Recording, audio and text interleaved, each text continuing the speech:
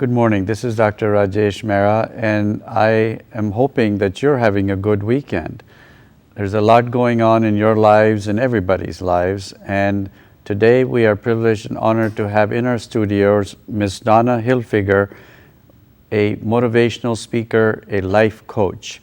Now, some of you may have been watching our series, some of you may be joining us for the first time. So let's tell you what a life coach is. We have coaches and teachers and parents to tell us about how to deal with things. But certain things in life, we don't have anybody to teach us how to deal with. And thus the word and the profession called life coach. And Ms. Donna Hilfiger is a nationally renowned life coach that is very prominent and active in the state of Virginia, as well as all over the country, especially Europe. So Donna, thank you for joining us today. Well, thank you. Thanks for having me back. Good, good. You look a little relaxed today. I don't know if you and I talked or how we ended up wearing sort of the same colors. Or it must be telepathy. Great minds think alike. Well, so do fools, but we'll keep with the great minds. So we've been getting a lot of emails, and one of the common threads I see in the email traffic that we get is, how do I build self-confidence? How do I be sure of myself as to what I am, who I am, what I want to do, or what I do? So as a motivational speaker and as a life coach, I'm sure you have some great suggestions and perhaps some examples that you can give us about this self-confidence building.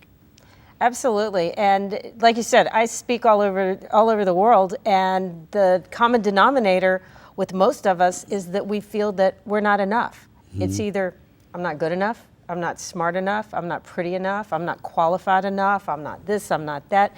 I mean, we've got all these programs running mm-hmm. from somewhere that we've developed it from some insecurities that we've had. And if we could fix it by ourselves, we would have already done it by now. Mm-hmm. And I tell people that just start where you are. What is it that you're feeling? And a lot of people don't even know what they're feeling. And start making a list. What do you like about yourself? Mm-hmm. What is it that you do that's good? Mm-hmm. And make a list and look at yourself in the mirror and start telling yourself, I love you. And that's really scary for a lot of people.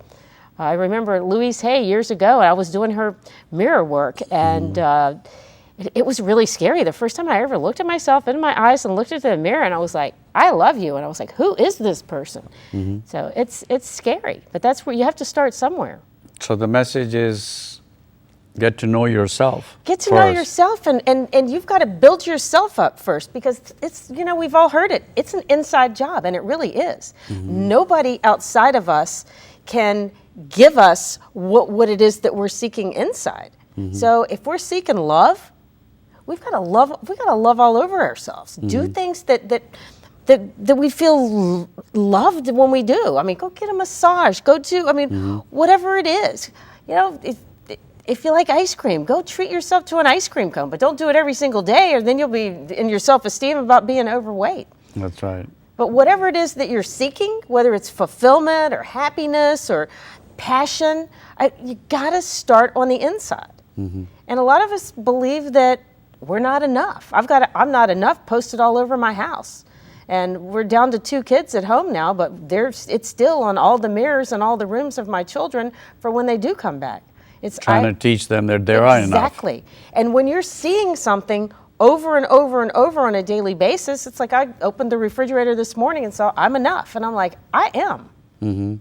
But I didn't always feel this way. So it took you time to develop this concept Here's what happens.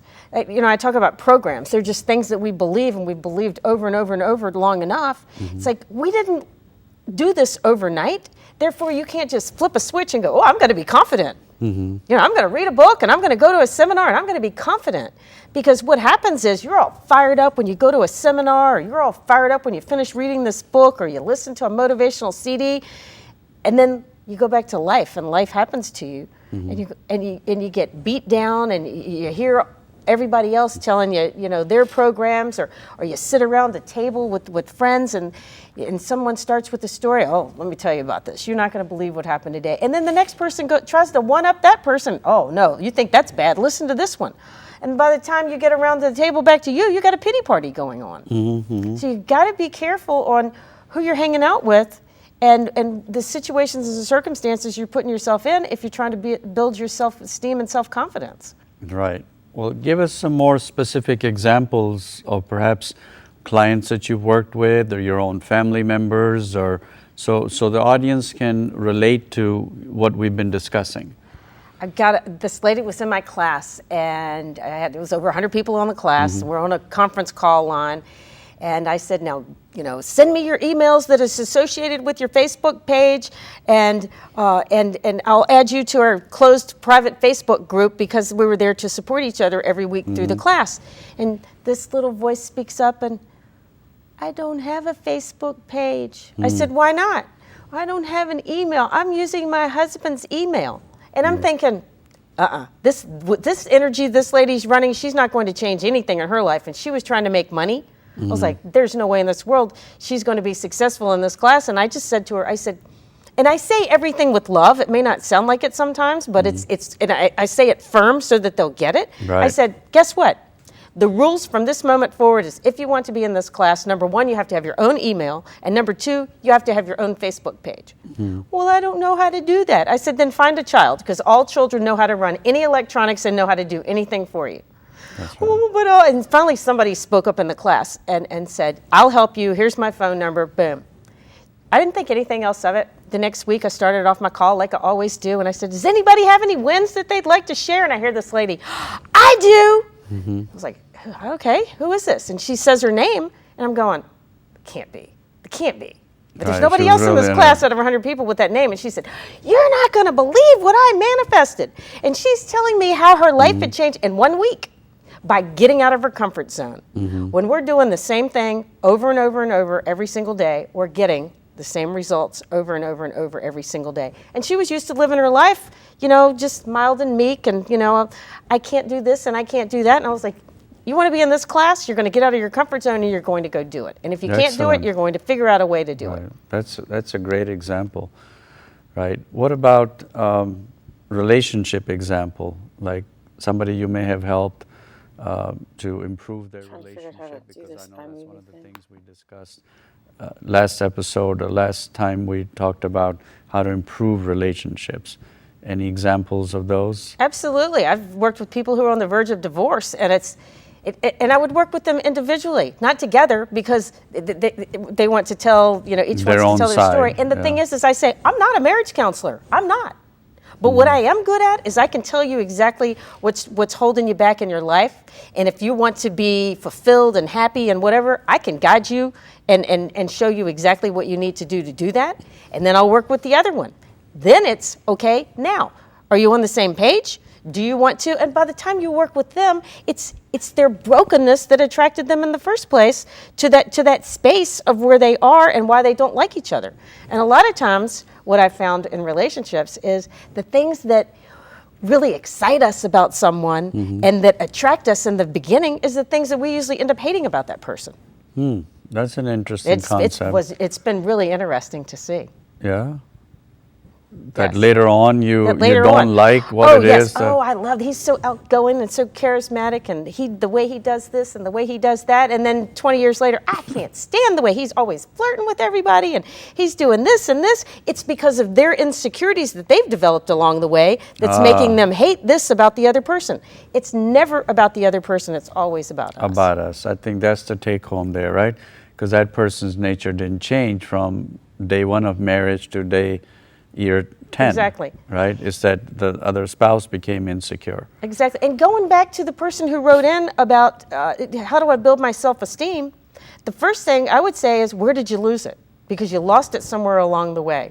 We don't come out of the womb broken. We come out of the womb and we're so excited, but we get beat down by other people, whether it be, we get a beating from a parent or we get a scolding from a teacher. There are authority figures, and we're just this little kid, and we're taking on this belief about ourselves that we're not good enough or smart enough or whatever enough, and we're continuing to carry that same emotion throughout our life. So you start paying attention to what you're allowing how you're allowing other people to treat you and how you're allowing them to speak to you. Right. And how you're speaking to yourself.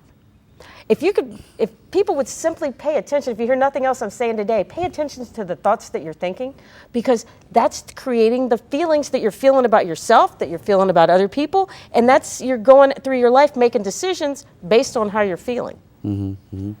You often talk about the programming, which we all know we are sort of what we've been programmed to do, what we were brought up, our nurturing that the parents and the environment gave.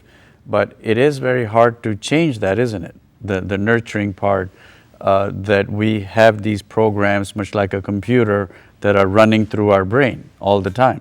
Yes and no, depending on, I've had people that said, you know what, I throw my hands up, I'll do whatever it takes. I can't live my life like this anymore. I just want to be happy. I want to be fulfilled. I want to find my passion again. And those people are the ones that are, when you've got that kind of drive and that emotion behind that, because the juice that you bring to that emotion is what's going to propel that emotion forward, right, wrong, or indifferent. If you put some juice behind anger, you're going to create a mess. You put some juice behind, I want to find passion in my life, you're going to do whatever it takes. Goes back to, again, I think you've talked about some visualization and visualizing what you want. Absolutely. A lot of people don't even know. We think we know what we want, but we're basing ourselves on someone else's dream, whether it's our dad's dream. Oh, my dad wants me to be a doctor just like he was, and doctors through my family, so I go out and be a doctor, and I'm miserable with my life. Right. And I'm just using that as a doctor because you're a doctor. I truly understand. No, it's very common with whatever the dad or the parents are. They want their kids to do the same thing. It's a common thing that runs through the thread.